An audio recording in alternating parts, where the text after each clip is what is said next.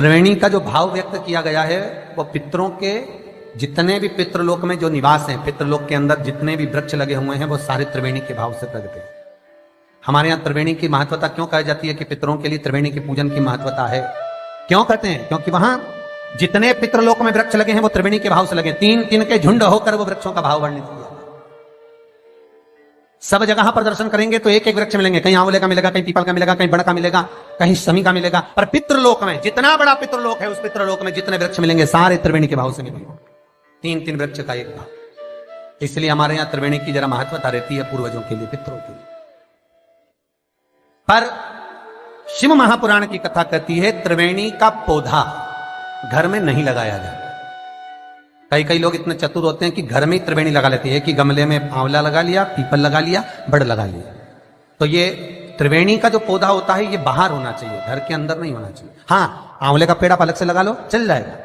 People का पौधा छोटा लगाओगे, थोड़ा समय तक, जब तक पीपल बड़ा ना हो, तुम्हारे सिर पर छाया नहीं हो, तब तक तो आप घर के अंदर लगा सकते हो। पर पीपल बड़ा हो जाए और उसकी छाया आपके सिर पर आने लगे तो उस पीपल को घर में नहीं रखना, उसको बाहर लगा दो। आंवले का पौधा आपको बड़ का पौधा छोटा हो, उसकी छाया ना पड़े, तब तक आप पूजन के लिए लगा लो, मना नहीं है। पर बाद में जब छाया सिर पे आने लगे तो बड़ को भी आपको बाहर लगाना पड़ेगा। केवल आंवले का पौधा ऐसा होता है जो घर के अंदर आप लगा सकते हो। शमी का पौधा घर में लगा सकते हो, पर शमी का पौधा भी जब बड़पन में आ जाए, बड़ा हो जाए, तब उसको भी हटाना पड़ता है।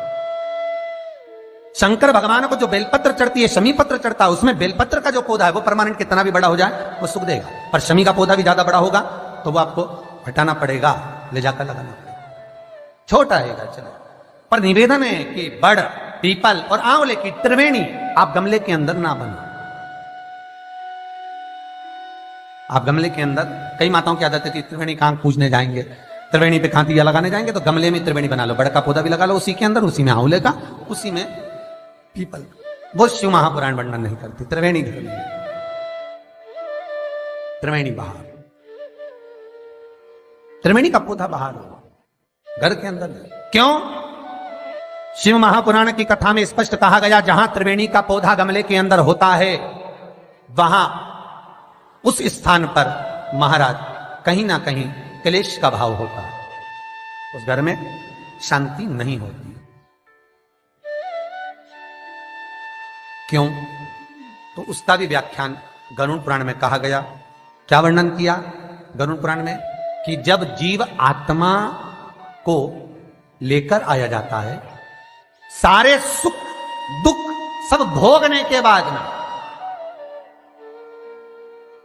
कुछ समय के लिए उसको पितृलोक में जब लाया जाता है, तब पितृलोक में आने का जो प्रवेश द्वार है, उस द्वार में जब वो जीवात्मा सारे दुख भोग कर, तकलीफ भोग कर वो जीवात्मा जब प्रवेश करती है तो उसको लगता है कि यहां पर फिर मुझे कहीं तकलीफ का अनुभव होगा, तो वो अंदर प्रवेश नहीं करती है। त्रिवेणी का जो पौधा होता है उसी पौधे के नीचे वो जीवात्मा कुछ देर विश्राम कर लेती है। इसलिए शिव महापुराण कहती है त्रिवेणी बाहर पूजी जाए, त्रिवेणी बाहर लगाए। पर त्रिवेणी का पौधा घर के अंदर गमले में रहेगा। जीवात्माओं को जैसे दुख का भान होता है तो विश्रांति लेते हैं, तो आहूत पितर वासुक जो प्रेत योनि में भटकने वाले भी जीव होते हैं वो त्रिवेणी के नीचे कुछ समय के लिए विश्राम लेते हैं। विश्राम महाराज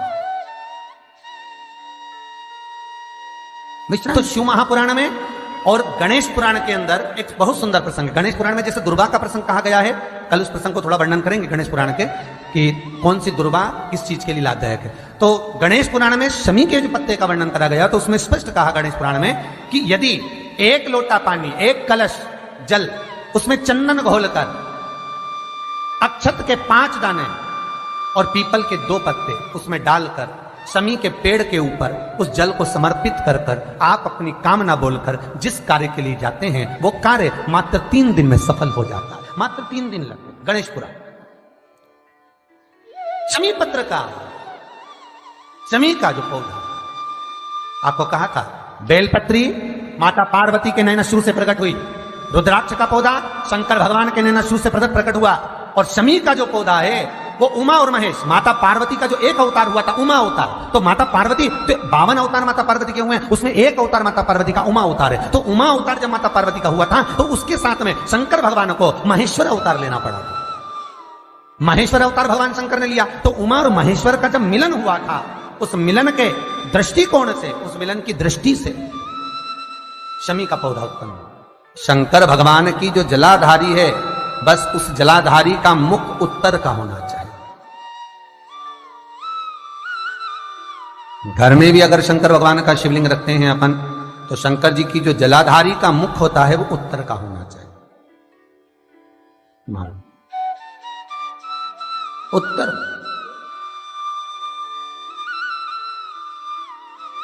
भगवान को जब भी बेलपत्र आप शिवलिंग पर समर्पित करते हैं तो ये डंडी का मुख आप जहां बैठकर कर रहे हो, आप उधर बैठे हो, इधर बैठे हो, इधर बैठे हो, जहां तुम भगवान शंकर के सामने बैठे हो, इस डंडी का मुख तुम जिस जगह पर बैठकर बेलपत्र समर्पित कर रहे हो, तुम जिस जगह बैठकर बेलपत्र चढ़ा रहे हो, तुम जिस जगह बैठकर बेलपत्र को भगवान शिव को समर्पित कर रहे हो, इस डंडी का मुख आपके ठीक विपरीतता के भाव में होना चाहिए।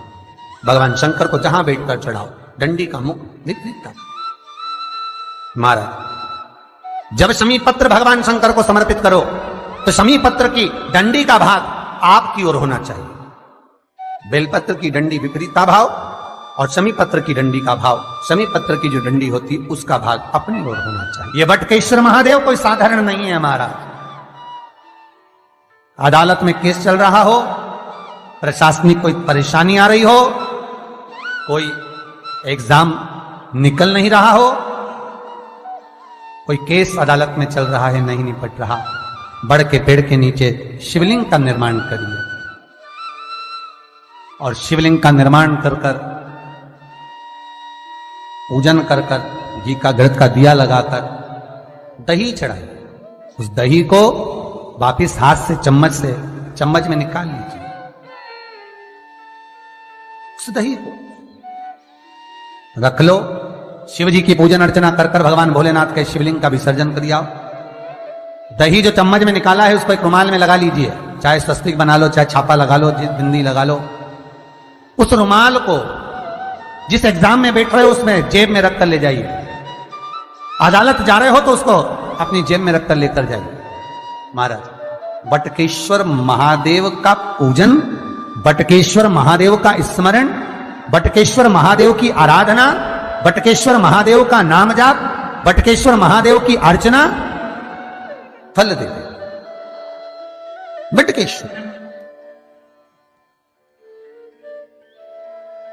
सुख प्रदान करती है, आपके जीवन का आनंद प्रदान कर देती है, आपके जीवन का आनंद फल देती है।